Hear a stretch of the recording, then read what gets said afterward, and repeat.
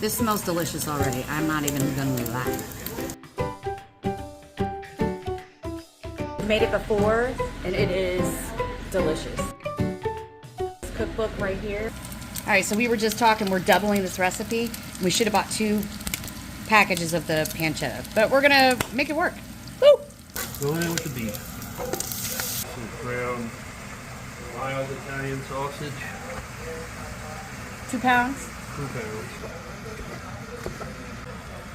Hot Italian sausage. Okay, so you're gonna brown it up.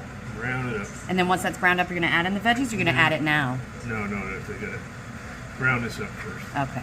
If there's too much fat, then I can drain the fat before I put the vegetables. We got up kind of late. We thought it was gonna be storming all day, and we went to Daytona to pick up his boots, his work boots. So while we were there, we went to Once Upon a Child, and we got a high chair for our grandbaby. We don't really have anywhere to put her, and she is walking around, so I hate her walking around and coming back to the table. So I thought, if I get this high chair, she'll sit and eat with us, and hopefully that works out. All day, Eric was like, "Oh, we want to do the Bolognese, so we're doubling the batch so we can freeze half of it." He also took me to, what's the name of that place? Oh, geez, we just watched it last night. It was on Diners, Drive-Ins, and Dives. It's in Daytona, Triple D. on the riverfront. The Arepa place. Arepa. Oh, I love arepas or something. I love arepas. Oh, it was good. He got the chorizo sandwich. That was delicious. I got the beef, shredded beef. Both of them were excellent. The star was the empanadas, right? Empanadas were delicious. They were so good. We got the empanadas. Very big. Let me flip you around so you can hear him too. Perfect size. Perfect size. They were delicious, and they gave you whatever this what was that sauce? There's homemade garlic mayo aioli. Yeah, it was good. Delicious. And then the girl came and asked us if we wanted the hot sauce that I guess they make. Oh my God. Homemade hot sauce was absolutely good. It was so good. It has a little bit of a kick, but more flavor than kick. It was outstanding. And then we took a walk down the riverfront. It was really nice. It was really nice. We had a good time there.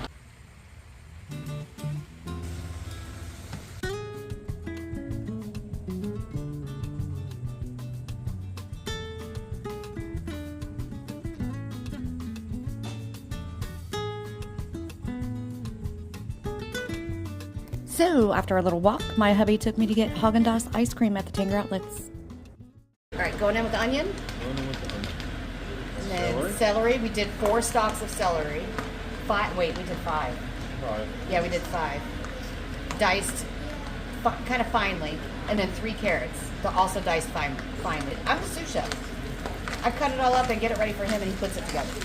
Fridge, because we like to dice up our garlic and put it in olive oil and just have it ready for us. And then this I diced up today. Use all of it? You want me to? Need garlic.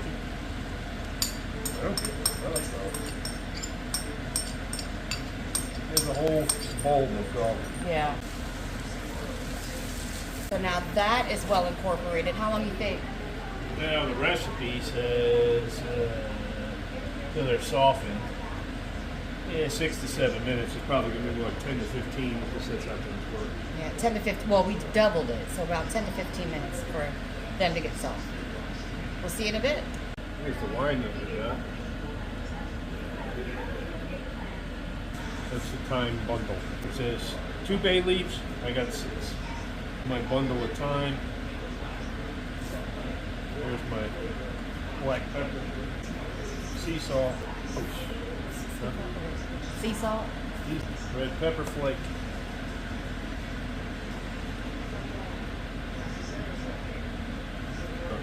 Marjoram.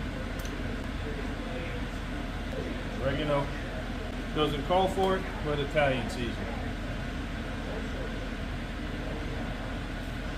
1/4 cup of tomato paste for the original recipes. That'd be 1/2 cup. But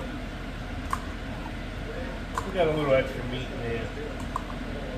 So basically he's going to combine this to get the tomato paste woken up along with the bay leaf and the thyme and everything. Just kind of get it going. All right, now he's going in with the wine. You're doing the whole bottle? Yep. Yeah.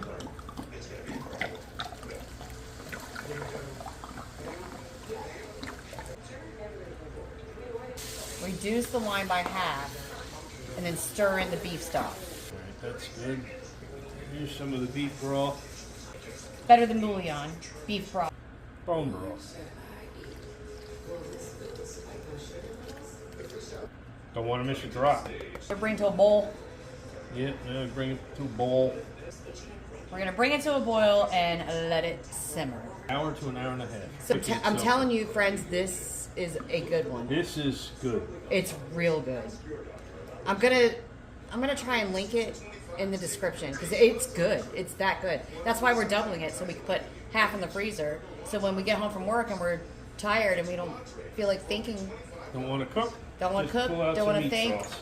pull out the meat sauce and you're good to go. Very good. Mm-hmm.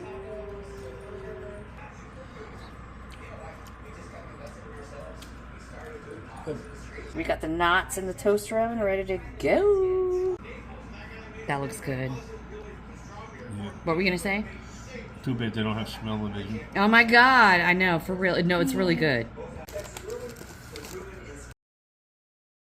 And here he's just pulling out all the bay leaves. I'm sorry the TV on was this whole time, but anyway, he's pulling out the bay leaves now. Now we're gonna add 2 cups of whole milk, and that's the last thing you do.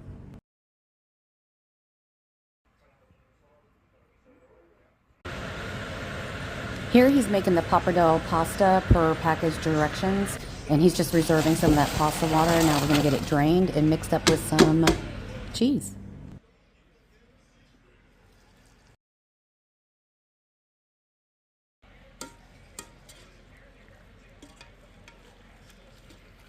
And a little more cheese.